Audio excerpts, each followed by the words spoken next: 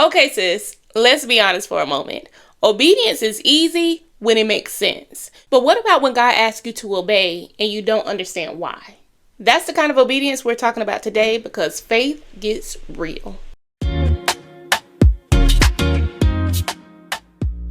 Hey sis, welcome back to Her Persistence. I am Shalita Danielle. If you are new here, go ahead and hit that subscribe button. I would love to have you join us. Alright, today we are going to be diving into obedience and what obedience looks like, because child, imagine obeying God and it don't make sense. So that's what we're talking about today. So let's go ahead and dive in. So if you are in a season where God is asking you to obey him and it doesn't make sense right now, this message is for you, because you are not alone. So today's video is based off a very familiar scripture that really speaks about obedience and understanding God's thinking, and why being obedient might be very tough in our hard seasons.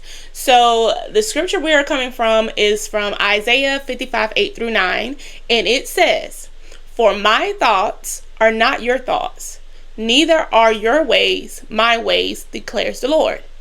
As the heavens are higher than the earth, so are my ways higher than your ways, and my thoughts than your thoughts." So let's break down this verse. The first half of the verse says, "For my thoughts are not your thoughts." What exactly does that mean? This is simply God reminding us that he doesn't think the way we think, and that can be uncomfortable. We think in moments, but God thinks in seasons. We think in timelines, but God thinks in purpose. We want immediate clarity, but God works with eternal vision. A lot of our struggle with obedience comes from the fact that we're trying to understand God with a limited perspective. And when things don't make sense to us, we assume that something is wrong. But sometimes nothing is wrong at all. We just don't see the full picture yet. So here's what you do. When something doesn't make sense, pause before assuming God made a mistake. Instead of asking, why is this happening? Try asking, what can I learn while I'm here? So the next part of the verse says, "Neither are your ways my ways." This part of the verse touches on something that we don't always like to admit: control. We like plans, we like timelines, we like knowing what's next, and obedience becomes hard when God's way interrupts our way, because God's way is often slower, quieter, and less predictable. But slower doesn't mean wrong, and quieter doesn't mean absent. And God's way may not look efficient, but it's intentional. So how can we trust that God's way is not our way? Well, if God's direction feels different from what you planned, resist the urge to force your timeline. Ask yourself, am I following God's way or trying to make his will fit my plan? So another part of the verse says, "As the heavens are higher than the earth."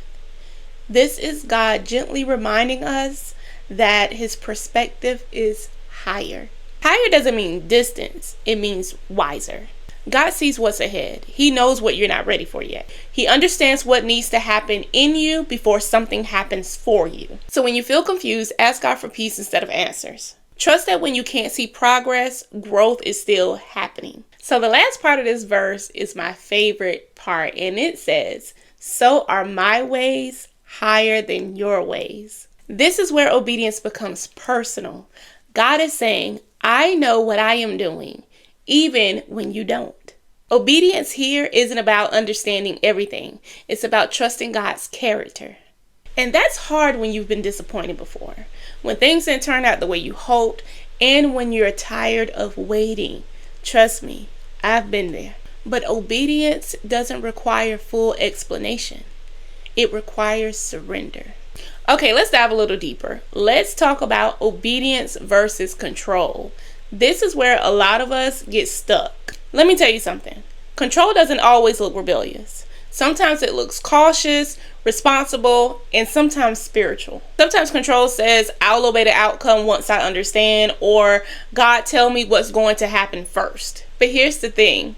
Control is often fear dressed up in wisdom. Now, obedience sounds different. Obedience says, God, I don't fully understand, but I trust you. It's surrendering your own thoughts to his thoughts, literally. It also says that even though this doesn't go the way I expect, I'll still follow you. Obedience is passive. It's an active trust. So here are a few examples of what control says versus what obedience says. So control says, God, I'll let this relationship go if you show me someone better first. Obedience says, God, I'll let this go because you asked me to, even if I don't know what's next. Control holds on for security. Obedience lets go because of trust. So here are a few more examples, especially in our prayer life. So this is what control says. Control says, I'll pray, but I still need a backup plan. Wow. Obedience says, I'll pray and trust God without a backup plan. Control keeps options open. Obedience surrenders fully. So why does obedience matter? Well, obedience produces something, even when we don't see it immediately. Sometimes obedience protects you, it shapes your character, and sometimes it builds spiritual maturity.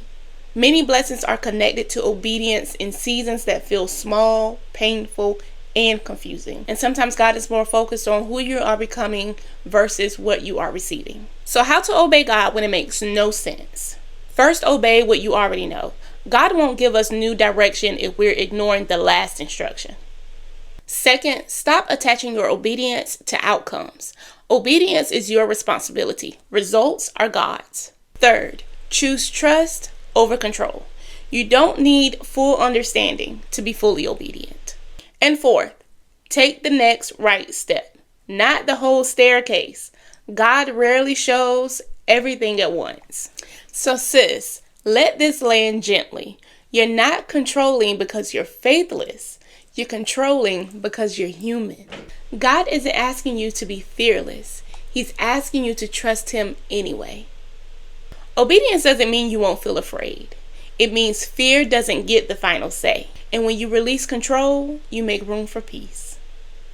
So if this message spoke to you, I want you to comment below, I trust God. And remember, obedience doesn't require all of the answers. It requires trust. All right. Thank you so much for tuning in, and I will see you in the next episode of Her Persistence.